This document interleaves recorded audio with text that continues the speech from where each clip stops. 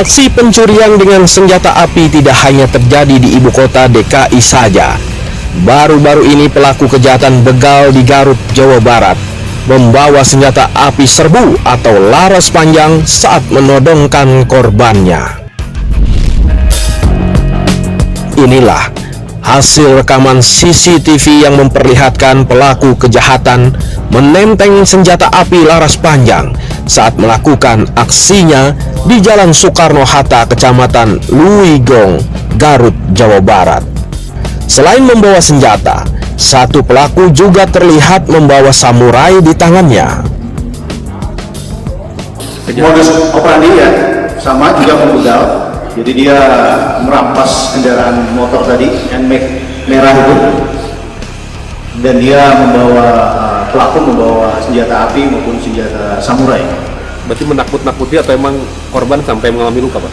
Sementara dia menakut-nakuti. Tapi memang dari begitu turun dia sudah membawa senjata api laras panjang. Senjatanya asli? Senjata ini masih kita periksa, namun dari kondisi awal itu rakitan. Rakitan. Yang bersangkutan berusaha melakukan perlawanan, mengeluarkan tembakan, kemudian kita balas, kita lakukan tindakan tegas terhadap yang bersangkutan.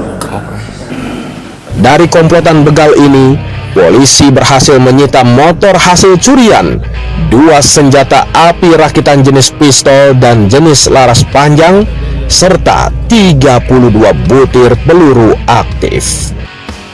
Fenomena maraknya pelaku kejahatan ini bagian dari perlawanan komplotan penjahat saat situasi terjepit. Menurut kriminolog Reza Indragiri, pelaku kejahatan tembak polisi atau korban merupakan tindakan spontan yang dilakukan pelaku. Dalam sebuah situasi kritis atau insiden kritis, sesungguhnya proses berpikir manusia, baik itu bandit maupun personil penegakan hukum sekalipun, hampir bisa dipastikan akan bekerja lewat istilahnya adalah sistem thinking one, proses berpikir satu, bukan proses berpikir dua. Proses berpikir satu itu ditandai oleh perilaku yang memang cenderung impulsif, tidak disertai dengan pertimbangan yang matang, tidak membutuhkan data yang banyak, karena situasi yang berbahaya menghadap-hadapkan kita pada pilihan mati atau tidak mati.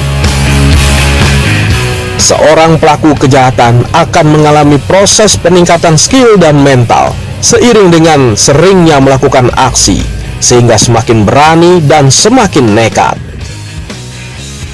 Untuk mencegah terjadinya tindak kejahatan di lingkungan masyarakat, warga sendiri harus berperan aktif, salah satunya dengan cara menjaga keamanan lingkungan sendiri. Di sini sekali pernah, terusnya nggak lama kontrakan di sini juga hilang, motornya baru. Memang di sini banyak parkir kendaraan. Iya, emang parkir di luar ini, di luar aja. Udah berangkat kerja lagi pada keluar ini mah udah jalan. Kita udah laporan juga ke PRT tuh ya, yang pada hilang lapor tuh ke PRT. Nah kita buat sendiri akhirnya nih begini, pakai teralis, pintu teralis apa, pagar. Untuk apa ini? Ya biar kalau malam kita gembok, jadi motor masuk semua ke dalam. Parkir di sini. Iya, tadinya kan pada di luar gini nih, tapi kalau udah malam pada masuk. Saya sebagai masyarakat, sebagai warga gitu kan, yang pasti risih, saya juga mahasiswa, terus juga terutama saya perempuan gitu, kalau buat hal-hal kayak gitu, ya pasti takut juga sih Pak, kayak ngerasanya jadinya kurang aman gitu, berada di lingkungan yang seperti yang tadi Bapak sebutkan gitu, yang banyak begal, banyak penjahat dan segala macam gitu. Jadinya saya kalau misalkan keluar ke kampus, kalau misalkan pulang malam juga jadinya kayak was-was terus gitu, karena takut karena maraknya aksi-aksi tersebut. Kalau udah level senjata api itu udah harus aware sih warga-warga, karena kan bisa mengakibatkan luka fatal gitu kan, dan itu sangat berbahaya juga tentunya untuk kita-kita gitu. Harapannya sebenarnya lebih diperketat lagi lah penjagaan lingkungannya, atau kayak patroli dari para polisi gitu untuk penjahat-penjahat yang kadang keluarnya kalau malam-malam kan, itu kan rawan banget. Sementara itu, pihak kepolisian sendiri terus melakukan kegiatan-kegiatan yang bersifat pencegahan tindak kejahatan yang akan terjadi. Ya, kepada para pelaku kejahatan yang akan melakukan